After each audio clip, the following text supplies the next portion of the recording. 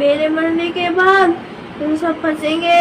कौन कौन सब फंसेंगे? कौन सब फंसेगा? ये पुलिस वाले फंसेंगे। हाँ। फंसेंगे वो लोग, वो सब फंसेंगे। क्यों पुलिस वालों ने क्या किया है? क्यों मार फंसे? डाल। রাজস্থানের গঙ্গানগরে একটি 13 বছরের মেয়ের সাথে রেপ হয়।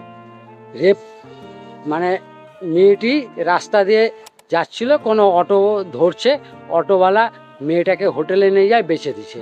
হোটেলে বেচার পর মানে 32 জন মেয়েটার সাথে 5 দিন ধরে কন্টিনিউ রেপ করছে। এটা ভাবা যায়?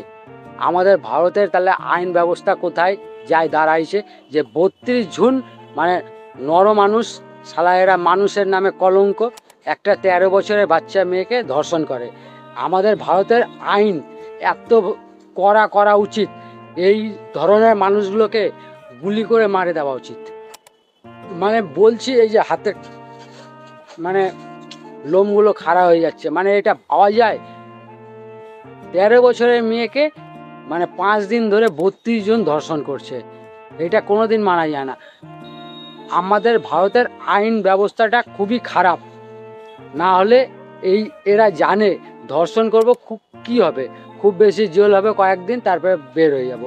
কিন্তু এরকম এদেরকে রাস্তার 4 মাথা মোড়ে এদেরকে মানে ফাঁসি দিয়ে দেওয়া উচিত। মানে কিচ্ছু বলার নেই, এদেরকে কি শাস্তি দিব, মানে 7 দিন ধরে কিচ্ছু বলার নেই। এই মানুষের নামে এরা কলঙ্ক।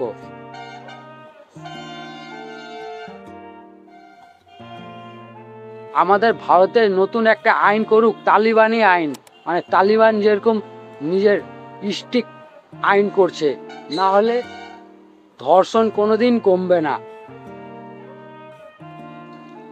এইগুলা ব্যাপারে ভিডিও বানাইতেও ভালো লাগে না, কিন্তু না বানাইলে মানুষ জানবে কি করে? মানে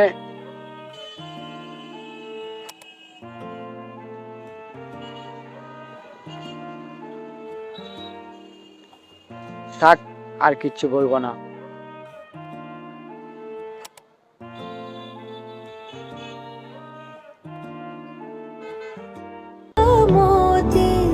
झोंका पवन का लग जाए, झपका पवन का लग जाए, काया धूल। मेरे मरने के बाद तुम सब फंसेंगे। कौन कौन सब फंसेंगे? कौन सब फंसेगा? ये पुलिस वाले फंसेंगे। हाँ। फंसेंगे वो लोग, वो सब फंसेंगे। क्यों पुलिस वालों ने क्या किया है? क्यों मार फंसे? डाल।